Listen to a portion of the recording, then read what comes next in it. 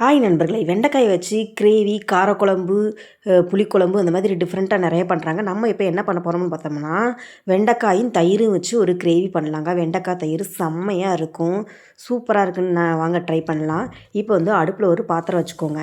பாத்திரம் வச்சுட்டு பாத்திரம் லைட்டாக காஞ்சதுக்கப்புறம் வந்துட்டு வெண்டைக்காயை நம்ம ட்ரையாகவே சேர்த்துக்கலாம். சேர்த்துட்டு நல்லா வறுத்துக்கலாம்.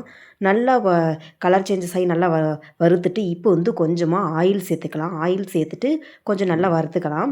நல்லா வறுத்துட்ருக்கிறவே கொஞ்சோண்டு மஞ்சத்தூள் சேர்த்து நல்லா வதக்கிட்டு அதை தனியாக ஒரு பாத்திரத்தில் எடுத்து வச்சுட்டு அதே பாத்திரத்தில் இன்னும் கொஞ்சம் ஆயில் ஊற்றிட்டு ஆயில் காஞ்சதுக்கப்புறம் நம்ம கடுகு உளுந்த பருப்பு 1/2 ஸ்பூன் சேர்த்து பொரிய விட்டுட்டு சீரகம் ஒரு 1/2 ஸ்பூன் சேர்த்துக்கலாம். சேர்த்துட்டு இந்த வெங்காயம் வந்து ஒரு 15-20 பல் அளவுக்கு எடுத்து சின்ன வெங்காயத்தை எடுத்து பேஸ்ட் பண்ணி வச்சுருக்கேன். அதை சேர்த்துட்டு 2 கொத்து கருவேப்பிலை சேர்த்துட்டு நல்லா வெங்காயம் நல்லா பச்சை வாசனை போகிற அளவுக்கு நல்லா வதக்கிக்கோங்க.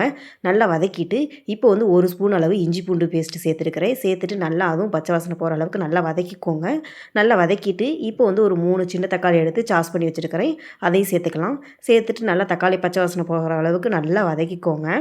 பாருங்கள் நல்லா வதங்கிருச்சு. இப்போ வந்து நம்ம மல்லித்தூள் வந்து 2 ஸ்பூன் சேர்த்துக்கோங்க. கறி மசாலா தூள் வந்துட்டு ஒரு ஸ்பூன் சேர்த்துக்கோங்க. மிளகாய்த்தூள் ஒரு 1 1/2 டீஸ்பூன் அளவு சேர்த்துக்கோங்க.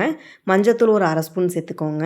சேர்த்துட்டு நல்லா எல்லா மசாலா வாசனை எல்லாம் மிக்ஸ் ஆகி நல்லா மிக்ஸ் பண்ணி நல்லா வதக்கிக்கோங்க. நல்லா வதக்கிட்டு லைட்டாக கொஞ்சம் தண்ணி ஊற்றி கொதிக்கி விட்டுட்டு இப்போ வந்து நம்ம வதக்கி வச்சுருக்கிற வெண்டைக்காயை சேர்த்துக்கலாம். சேர்த்துட்டு நல்லா வதக்கி விட்டுட்டு இப்போ காய் வேகிற அளவுக்கு தண்ணி ஊற்றி நம்ம ஒரு 5 நிமிஷம் இல்லை ஒரு 7 நிமிஷம் மூடி வச்சு எடுத்துக்கலாம். பாருங்கள் நல்லா வெந்துருச்சு. இப்போ வந்து நம்ம தயிர் வந்து 1 கப் அளவு எடுத்து வச்சுருக்கோம். அதையும் சேர்த்து நல்லா கலந்து விட்டுட்டு உப்பு தேவையான அளவு சேர்த்துக்கோங்க. சேர்த்துட்டு நல்லா தேவையான அளவு தண்ணி ஊற்றி கலந்து மூடி வச்சு எடுத்தாச்சு. கிரேவி கன்சிஸ்டன்சிக்கு வந்துருச்சு. அவ்வளோதாங்க, நம்ம வெண்டைக்காய் தயிர் குழம்பு ரெடிங்க.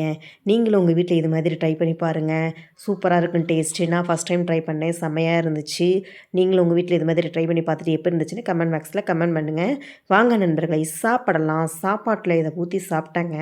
உண்மையாலுமே டேஸ்ட்டு சூப்பராக இருந்துச்சுங்க. நீங்கள் ரெகுலராக பண்ணுறத விட இது மாதிரி ட்ரை பண்ணி பாருங்கள். உண்மையாலுமே நல்லாயிருக்கும். நாங்களும் ட்ரை பண்ணி பார்த்தோம், நல்லா தான் இருந்துச்சு.